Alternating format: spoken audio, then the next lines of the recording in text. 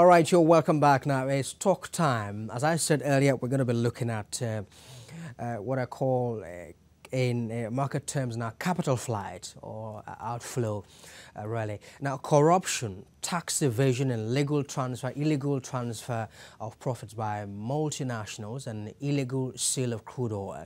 These are some of the ways that Nigeria loses trillions of naira to illicit financial flow. An African Union report estimates our country lost $40.9 billion and 8 trillion naira through such transfers in the 9 years from 2001 to 2010. Now, that's twice the amount of all other African countries put together lost to illicit financial flow in the same period. Now, in all, the EU says Nigeria lost more than $200 billion in capital flight from 1970 till 2008.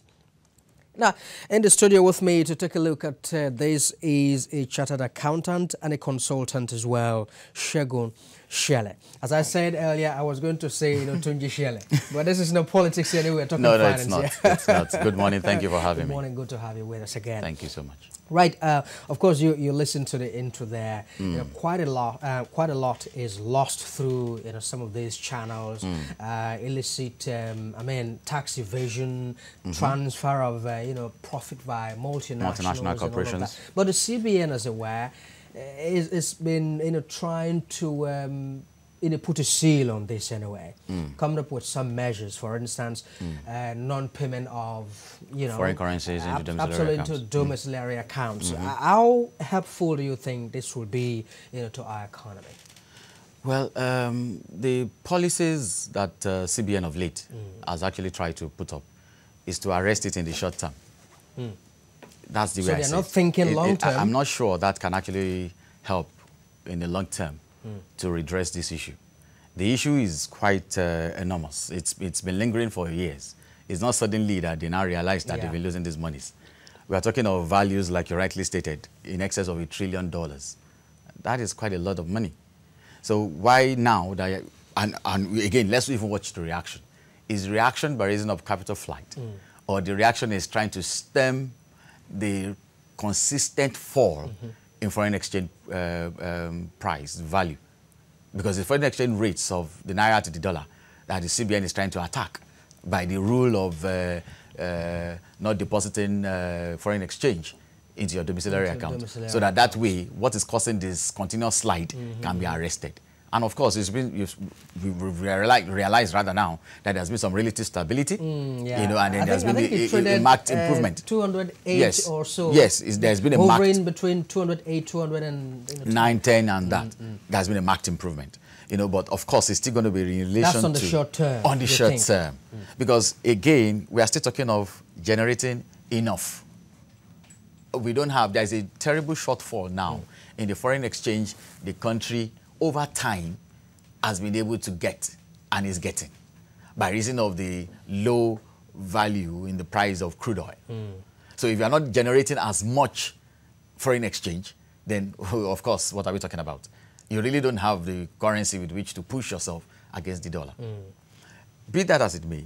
Now, corporations, because one should be bothered about looking at this capital flight thing, like it's been argued by the Global Financial Integrity Group. They've actually come up to say, analyzing it over time. Of course, it's the developing countries that are suffering the most. They are the ones where these fund transfers out of nations have actually existed more. Now, it's argued also by them that up to 55% of monies that leave developing countries, over 55% of these monies find their way into developed economies. Now, there's also a breakdown of how much of the contributions who have actually contributed to this. So it's like robbing the poor to, pay the rich, isn't it? It has always been, more or less. It has always been more or less. Now, let's even look at it clearly. The continuous breakdown, analyzing it, looking through their reports, it's also stated clearly that big corporations account for as much as 60% of this capital flight from developing economies. 60% by big corporations through processes of repatriating profits, as it were. But these are done illegally. We're not talking about legal transfers. You know, these are advantage some of them are also taking and getting of perceived tax holidays they've enjoyed over time. You heard from the last administration through the Minister for Finance when she was presenting the budget 2015, late last year, that the review of pioneer status has actually realized, or rather exposed, up to 36 billion that has been taken undue advantage of by those who have enjoyed pioneer legislation before now. So when we give out these tax holidays, you know, some of these corporations just take advantage of the holiday, you know, as a tax avoidance mechanics, you know, and then immediately their holiday window is expiring. They move into another kind of trade or enterprise that will generate another opportunity for them to operate without really paying taxes, which is perceived to be within focus. But all monies that they get, they are not interested. I mean, in all sincerity, I don't think they are really, truly interested in our economy. In developing the economy. The economy. They move their monies out. Most of them would not even have properties within here. They prefer to take leases on these properties because there are a lot of uncertainty in the economy. How damaging do you think that all of these have been to the Nigerian economy? Wow. What we have, you know, looked at now, corruption, tax evasion, transfer of, you know, profit by these multinationals. How damaging do you think all of these have been to the Nigerian economy? Quite enormous. I mean, it's written more or less on the road. You can see it. You can see the effect. We have very little amount of revenue coming in now by reason of the overdependence on the crude oil, which over time has been the major revenue earner for the country. Now, if monies that should have come from other sources, which we could call, let's forget the theft of the crude oil in itself. Let's even talk about possibility of non-oil revenues, which should have come from by way of taxes. Because if some of these profits were actually transparently declared, the likelihood of the tax authorities claiming appropriate taxes on them and the taxpayers now willing and committed enough to pay these monies would have found its way to government coffers, and government would have had enough resources to be able to give, like we always call it, the dividend of democracy to the general public, to the general populace. But that has been eroded. If estimating over, even for the Nigerians' own situation, you read a figure of over $200 million. Is it billion? The billion dollars? Yes, billion. $200 billion. If $200 billion today, or rather $200 billion have been in the Nigerian economy in the last 20 years, if $200 billion has been in the Nigerian economy for the past 20 years, up to date, you can imagine the effect of what $200 billion would be. You know, the rumor of a former government official, because we call it rumor since it has not been fully substantiated, the name has not been mentioned, that $6 billion had been taken away by an individual from the last administration. You know, somebody did something to me, I mean, that actually opened my mind. And quite a lot of people, we just hear the figure 6 billion, 6 billion. When he broke it down, that do you know what 6 billion can do for you as an individual or even for the nation? Do you know how many roads 6 billion can actually build? How many hospitals $6 billion would build? How many schools $6 billion can actually help in providing? Now, broke it down to the Naira equivalent, that at about 30 million or so per day, you will continually spend over 30 million for close to, what, 20 years to be able to exhaust $6 billion US. Well, that's quite you know, staggering, really. Mr. Shelley, we're going to have to take a break at the moment. I understand our second guest has arrived, so he will join us now. Please stay with us.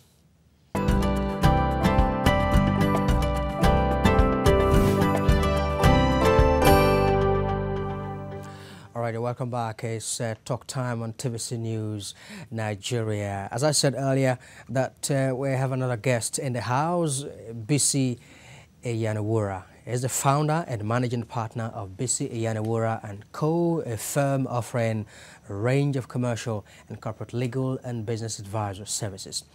Well, Many thanks indeed for joining us. It's my pleasure to see you. All right. Of course, you, you said you were listening, out there. Well, you know. I think Mr. Shelley is doing a very beautiful, very beautiful justice. So I asked him how damaging really, because we reeled out some of these things that have been bugging us: corruption, tax evasion, transfer of profit by multinationals, over invoicing of. Okay, how damaging do you think all of these have been to the Nigerian economy? It's even beyond the economy. It is quite damaging to the developing nations. You see, until very recently, the advanced countries were never interested in illicit capital outflow until the issue of terrorism came in and they became victims of terrorist attack. So that was what actually brought their interest up. Because you will find out that the 9/11, the ISL and IIS are major beneficiaries of illicit cash flow. And that is what brought about Europe and America now cooperating and saying, look, something must be done. We need to trace how these people are getting money. So for me, the major loss is even not economy, it's the security implication of this. Because when these people get this money, they have it after laundering the money, the issue of insurgency comes in. How is Boko Haram getting his money? They are not getting it through the banking system, obviously. It's through money laundering and illicit cash flow.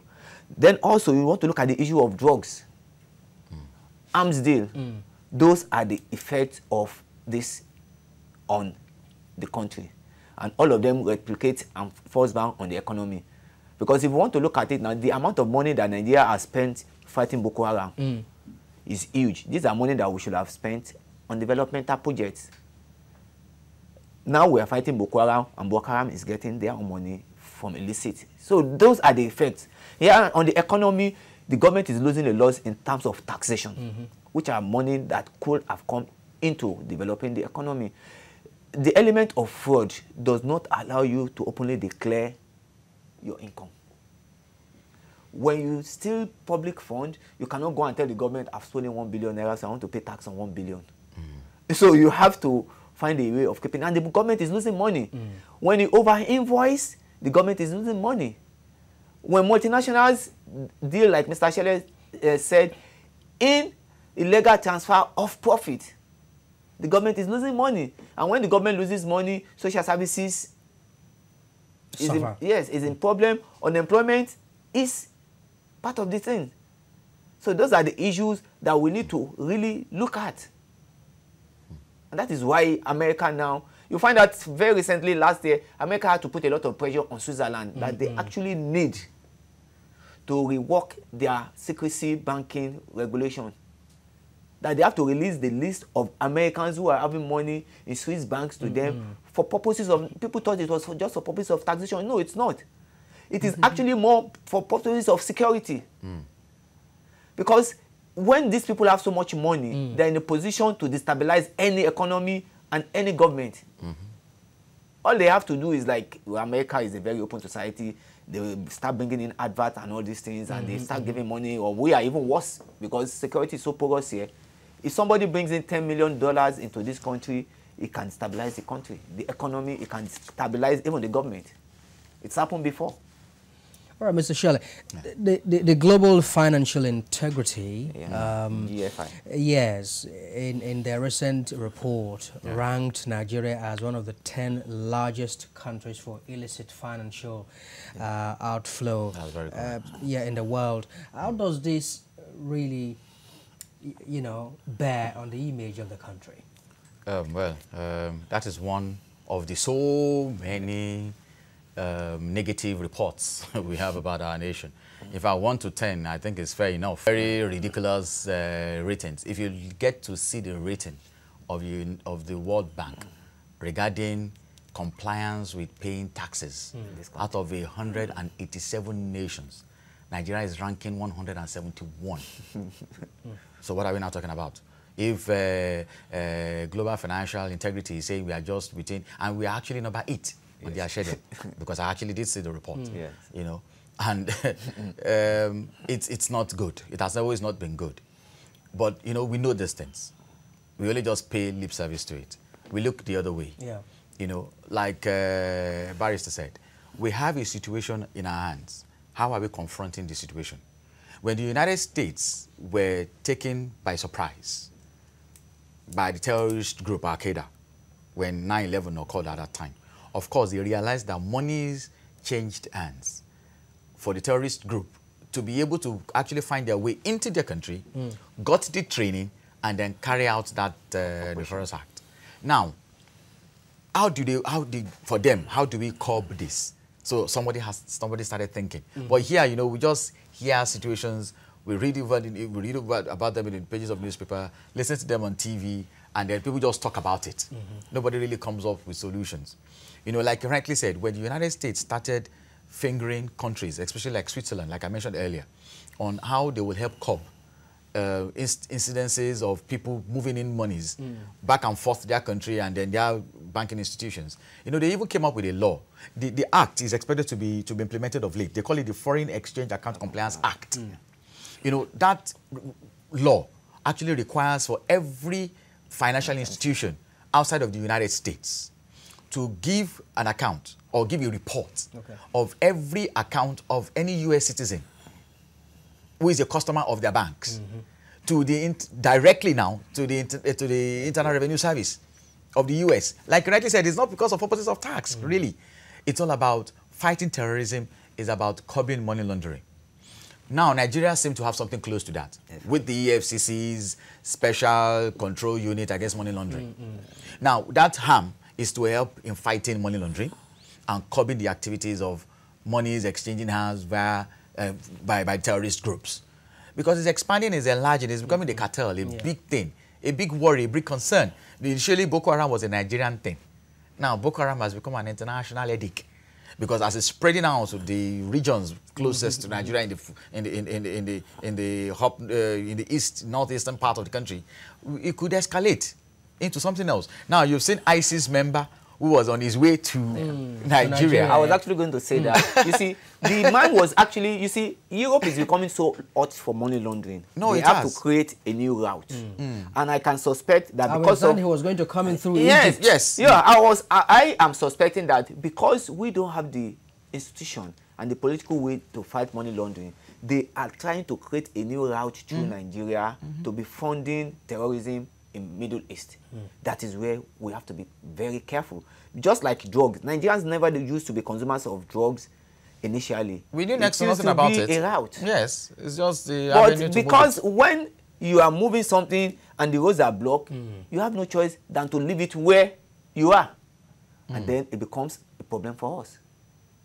So once we allow the money to enter our jurisdiction, and they block where it is going, the money will have to stay in our own economy, and it becomes a problem. So that is why the government must, as at now, really sit down and start thinking. Must be proactive. We should not always react to situation. We should always be proactive. What do? We have the Financial Intelligence Unit. I'm sure it has never done any serious thing. Otherwise, people taking billions of naira out. Because aside from you moving that kind of cash, a lot of this money also goes through the banking system. It is predominantly the banks are not through the reporting. banking system. The banks are not reporting. And so there's a way that the financial institutions are to blame. Honestly, is it that they themselves are actually not doing what they expected to do, but or rather the regulatory authority sitting on the fence? Because you won't expect them to actually come and comply anyway. No. So we expect somebody to actually go break down their necks to find out what they're doing. Now, if the Special Control Unit Against Money Laundering is saying regarding currency, I think they call it, what is it now? Currency Translation Report. So you are supposed to, if you're a company, dealing any customer that is dealing with in excess of what? 10 million for corporations, 5 million for individuals, we should get a report. Let's know what this is about. And deliberately, you know, because EFCC will face the banks and say, look, give us reports. Let's know deposits in excess of 10 million for corporations. Let's know deposits. Let's have details of the deposit for individuals or transfers out of that account in excess of 5 million for individuals, as the case may be. But you know, there are now some other organizations that were not being captured because they're not financial institutions. So that's why the EFCC's arm, the second arm of the Special Control Unit now came to be that, okay, designated non-bank financial institutions or non-financial institutions should also make such reports. And they classified who are these designated non-financial institutions to include jewelry, lawyers, accountants, audit firms, consultants, estate firms, you know, supermarkets, even non-governmental organizations, which will include religious bodies, you know, to make these reports of such transactions. If somebody, even there is a cash report also, a cash transaction report, which has a threshold of $1,000 or its equivalent. So if I'm giving you anything in cash for services that you have rendered to me, or I'm rendering to you, up to the value equivalent of $1,000, I should report it to the EFCC through the Special Control Unit Against Money Laundering. So if these have been going on, and these reports have been before now, before we start talking about it here, they have them. Wouldn't they by now, some people wouldn't have been arrested and then, I mean, asked questions? So since we have them on ground, even before now, then there is issue with compliance. Compliance and execution. You see, like most laws in Nigeria, we have beautiful laws, but the laws will not by themselves implement and implementation. That is where as we've always talked about the Nigerian budget. We come up with budgets, but implementation is always a problem. That is one of the problems. And you see, unfortunately, the Nigerian situation comes in so many times. We have issues with our banking system in the country. There's no doubt, but it is not meeting up to international standard. That is why I have seen situations where even banks give cash as bribe. They is changing into dollars and to facilitate and things like that. So, and there's no way, I can tell you, particularly in this kind of an economy, that you can move that without active banking collaboration. All right, just a moment, please. We have Ogaba on the phone. Good morning to you, Ogaba. Yes, Ikechukwu, morning. And my regards to the barrister and the accountant. Good morning. Thank you for joining us. Yes, I want to say that I really appreciate TVC for what they are doing, for what you guys are doing. And we have to reflect back to 1983, when this same president, Buhari, came to power.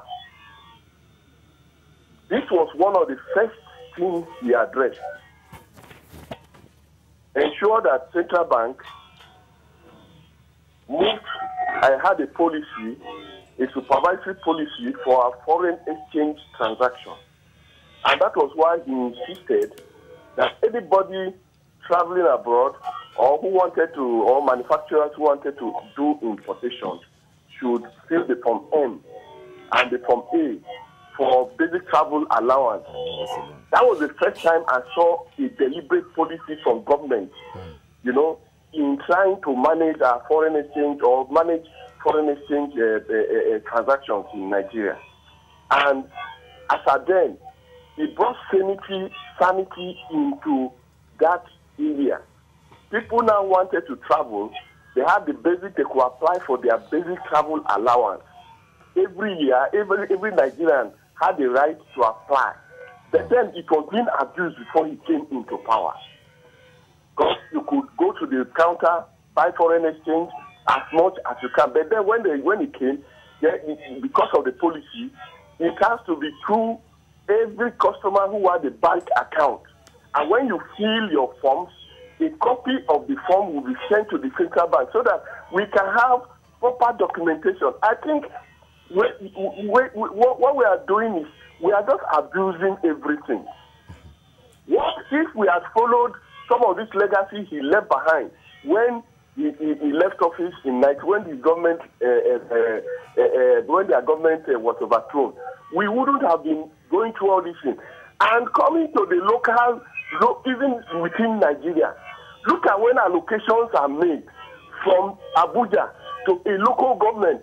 A local government chairman will remove the same money from the local government where this money is supposed to circulate and help the citizens. Take the same money back to Abuja to buy properties, buy whatever they want to do, invest the money there, spend the money for his girlfriend, and so on and so forth.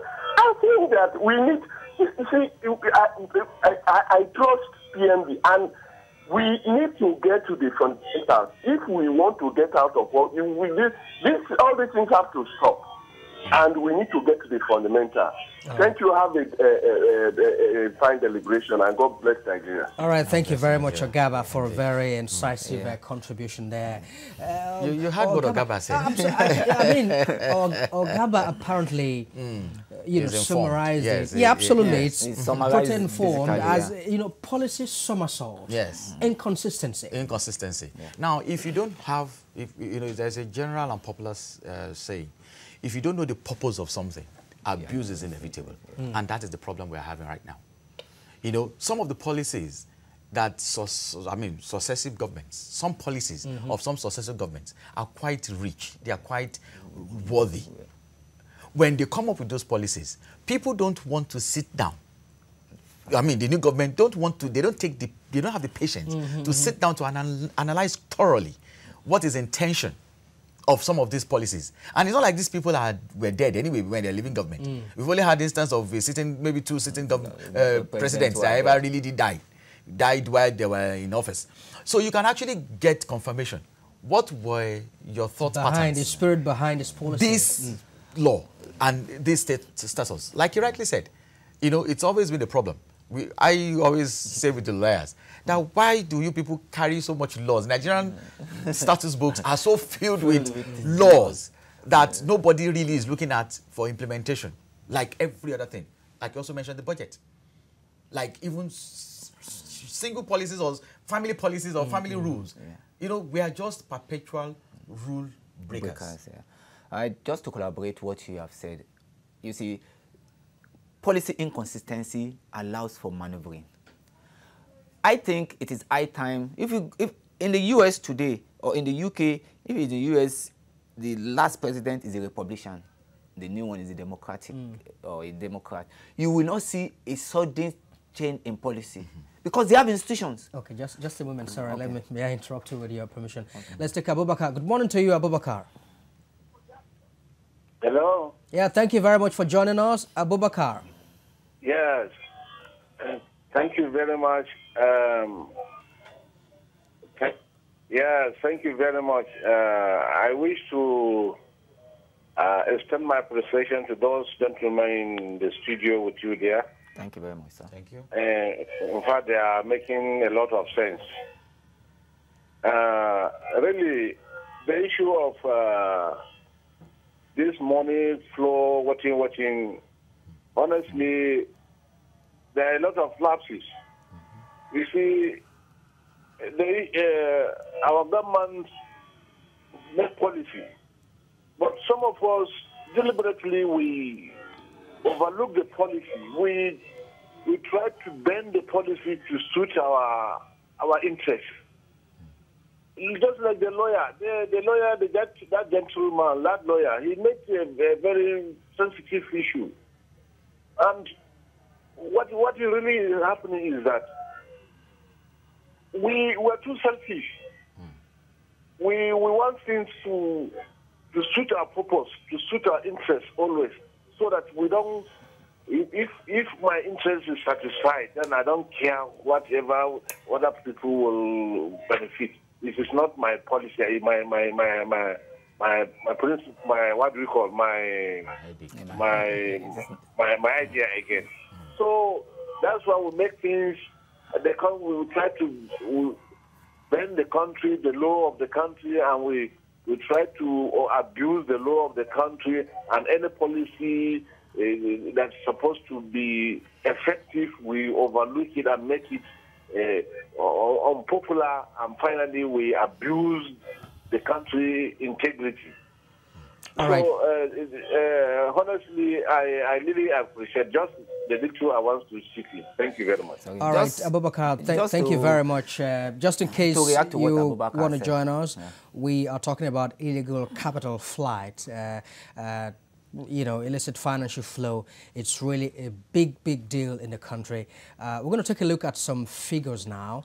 Now, an African Union report estimates that Nigeria lost about $40.9 billion, or that's about 8 trillion naira through corruption, tax evasion, and illegal transfer of profits by multinationals between 2001 and 2010.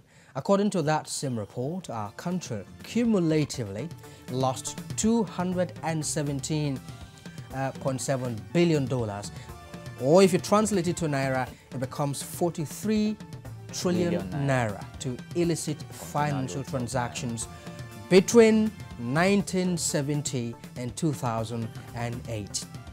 Now, the Global Financial Integrity Report ranks Nigeria 7th among top 10 highest illicit capital outflows in the developing world and the first in Africa. Maize invoicing is also another way Nigeria loses money. Country Director of African Development Bank, Osman Dore, said sometime this year that exports under invoicing cost us $44 billion, while $39.3 billion was lost to import over invoicing. That's a total of $83.3 billion, or in naira terms now will be 16 trillion naira between the year 1960 and 2011.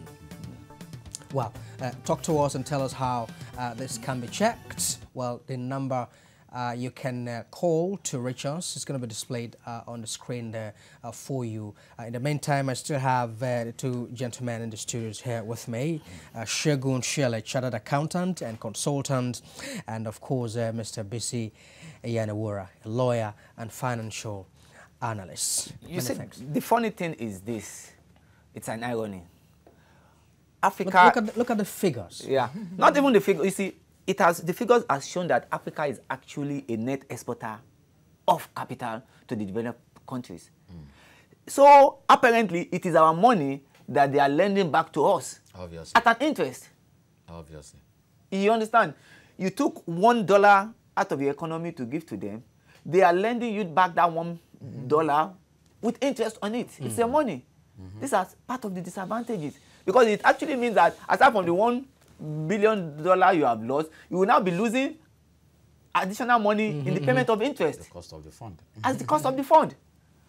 So it is actually our money that is. Then what Abubakar said the other time, you see, okay, just hold the thought a little bit. And let me take Jimo. Good morning to you, Jimo. Good morning. Yeah, you were going to talk about what Abubakar said. Yes, I said that. Yeah. I want to make a little contribution that our law is the same. It never changed. But people change by the chances being given to them. What I'm trying to say is the whole thing is kind of a very simple mathematical thing which Nigerians make it so difficult for themselves. Like the other man talking about terrorism transactions into the country outside all this. Actually, it's a good chance for our securities, for the government to track anything they want to. But I get surprised of things go on. A huge amount of money will walk out of the country anyhow and come into the country, and they can't give any details about how. Actually, they can't make any details about the income and the outgoing of that account. I get surprised, and we claim to be educated, but the whole system is like we just have dumb people doing the whole thing. Because the whole thing is repeating itself. The history keeps coming back. Nothing changed in this country. I'm just hoping this government will really stand on their foot. Fix our situation. It's getting worse. That's my prayer. Yeah. All right, Jimo, thank you very much indeed for your contribution. Just to react to what Abubakar said, which also has a little bit of similarity with Jimo. I'm a lawyer. My training as a lawyer is to look for the loopholes in the law. That's the truth. Because that is the only way I'm going to eat. If you don't want that, then abolish legal practice. But it is also now the counter duty of government to make sure that I do not succeed in using those loopholes. The government must, that's why I said the government must be proactive, not reactive. Let's look at it from an IT perspective. You see, when companies are setting up softwares, when they're developing softwares, they get hackers as testers to come and test the possibility and the weaknesses in the system. That is what it is. I am doing a legitimate business as a lawyer to look at the loopholes in the law to protect my client. And it is the nature of a business person, of every human, to want to be selfish. It is for the government to say where your own rights stop is where another person's own starts. Your selfishness must have a limit, because society will never grow when you are not selfish. That is the essence of development. That is what capitalism is all about. But there must be limit to your selfishness. So mostly a person who is breaking the law is breaking it because he thinks there are opportunities for him to escape sanctions. All right, Remilekun, good morning to you. Yeah, good morning. Yeah, thank you very much for joining us. My brother, the problem we are having is interwoven. Everything, the problem we are having is interwoven. Everything is valued around corruption. Look at it now. We are talking about the money that will be circulated in the banks. What about the billions?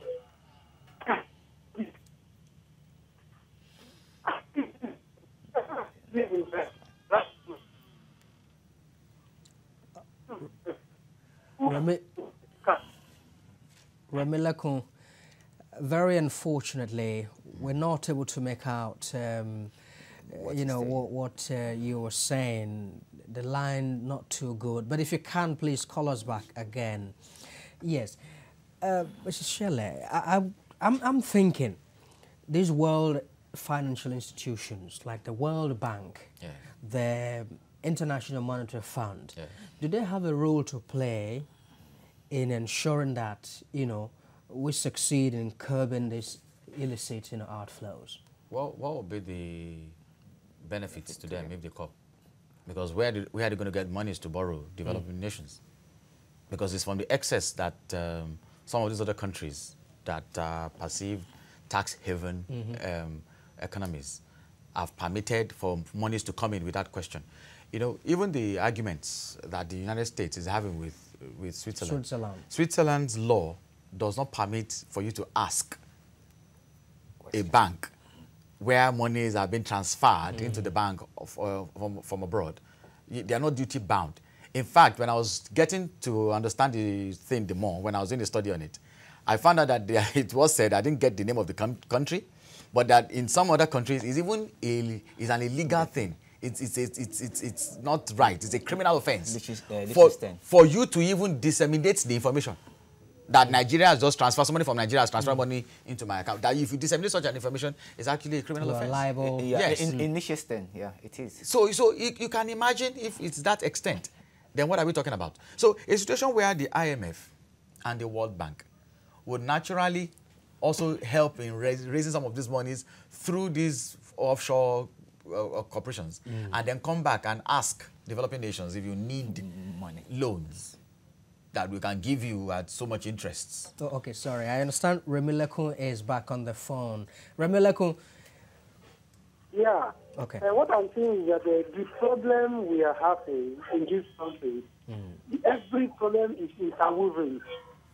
It all running around corruption in this country.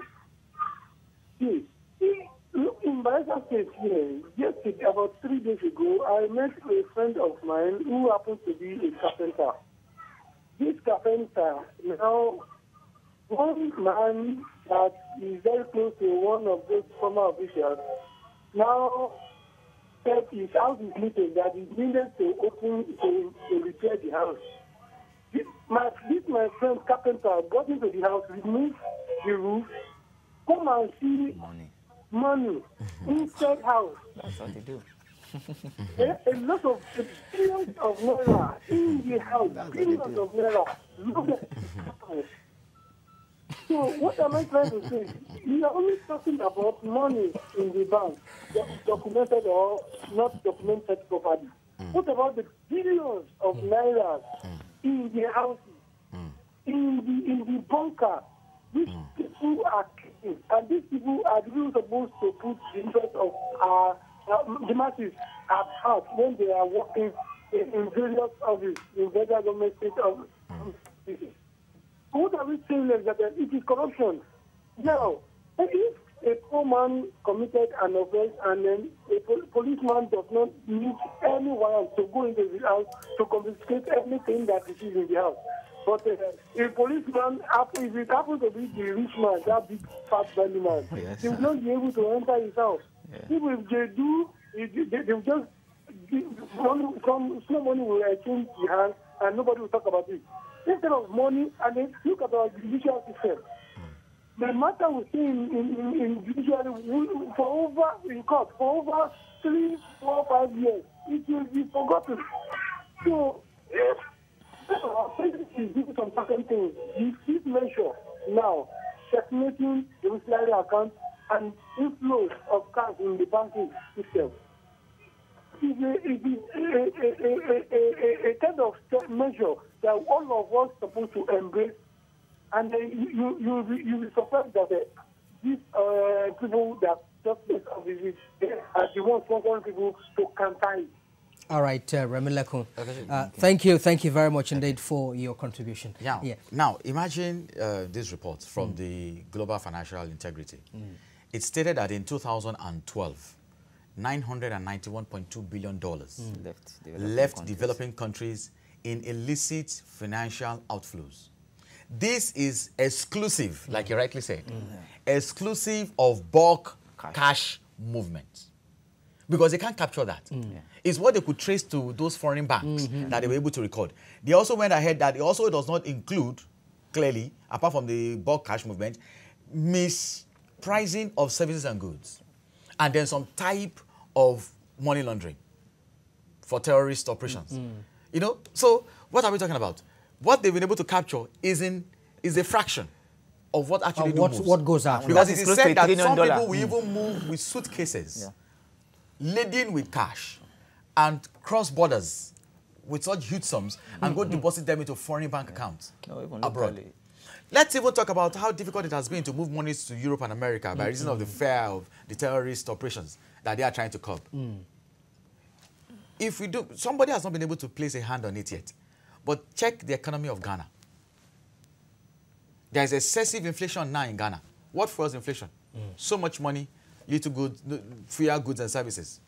Now, the enormous monies that are moving out of the country, Nigeria particularly, by our corrupt leaders, has found its way to Ghana. Most of them have properties in Ghana. That's it. So they're buying properties in Ghana, starting out businesses in Ghana. Even some corporations in Nigeria relocated practically to Ghana to continue their trade from there. You know, so there are so much monies that moved into the economy in Ghana, and there is little value being created through goods and services for which these monies are supposed to come and help in mopping up. So naturally, it's the highest bidder per service or product. And the economy in Ghana is suffering right now.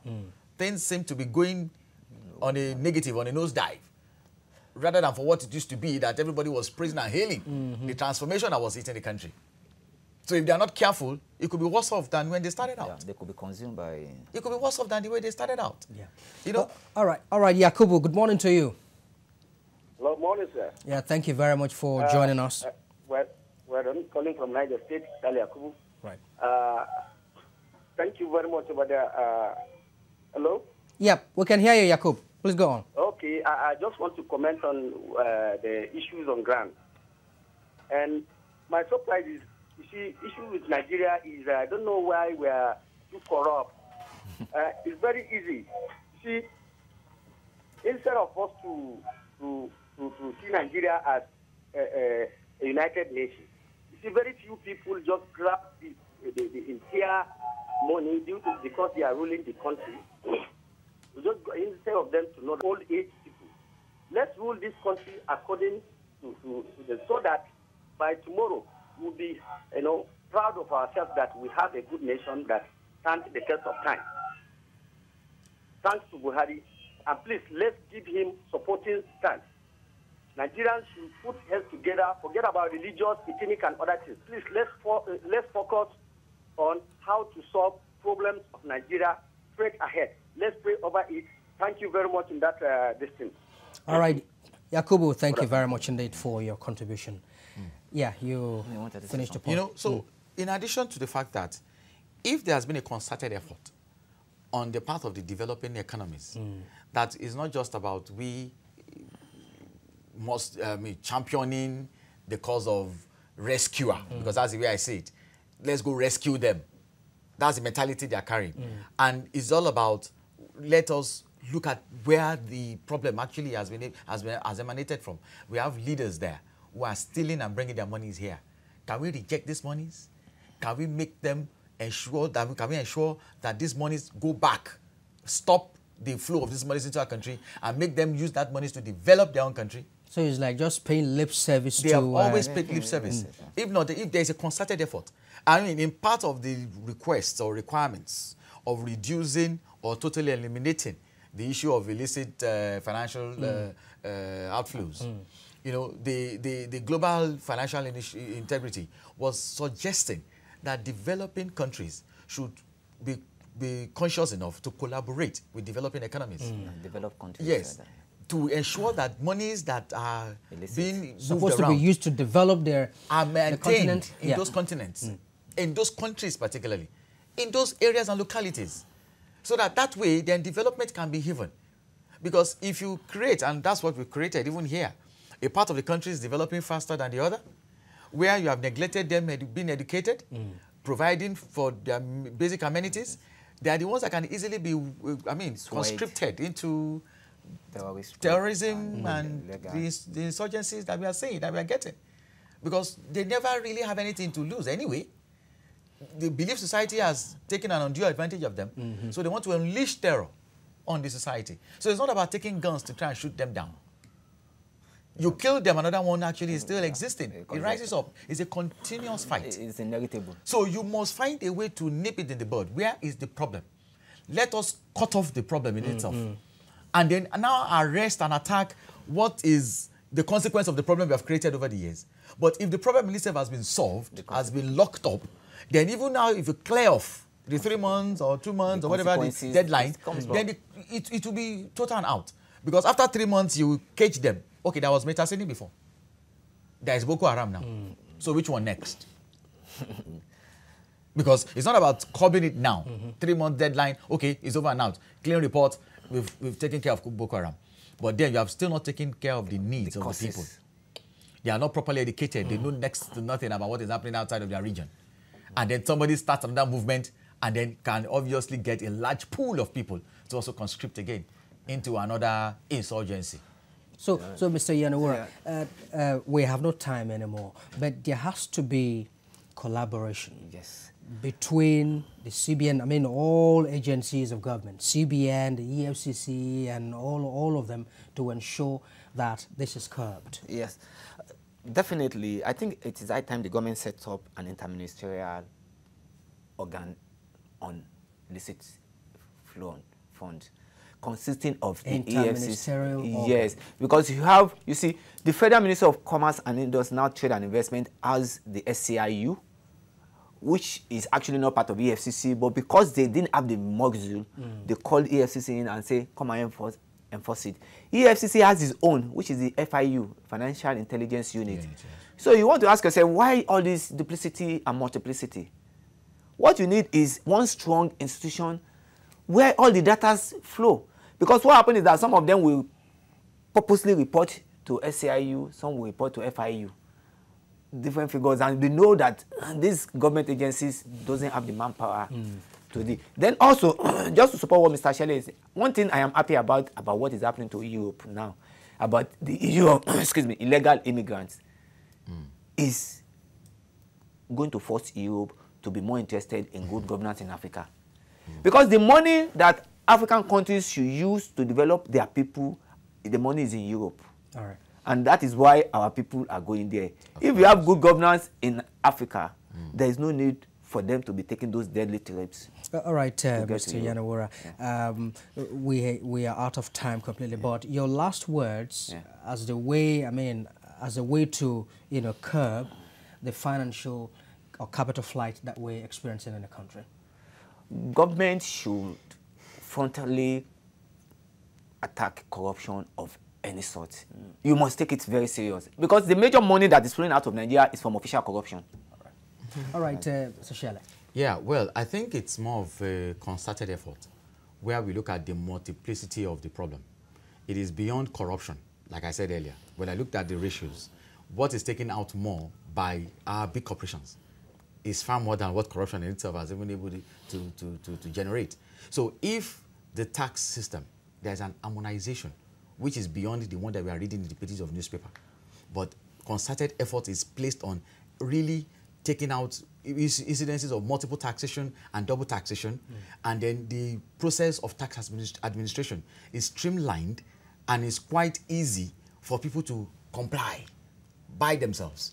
And then there is a process also of proper monitoring to ensure that there is not the witch hunting that we are getting. Proper, easy, collaborative monitoring, that even those people by themselves are willing to come forward to pay taxes. Why? Because they're also seeing the need to which their taxes, like the Lagos State experience. If that can be done globally, nationally for Nigeria and then the whole of Africa, then we'll be far better off. All right, Mr. Segun Shelley, that's a very good place to live in. Thank you very much indeed. Chartered accountant and consultant as well. Well, thank you for coming to share your thoughts. Thank you for having me. And Mr. Bisi Iyanawura, a lawyer, financial analyst. Thank you also for coming. It's my pleasure. All right.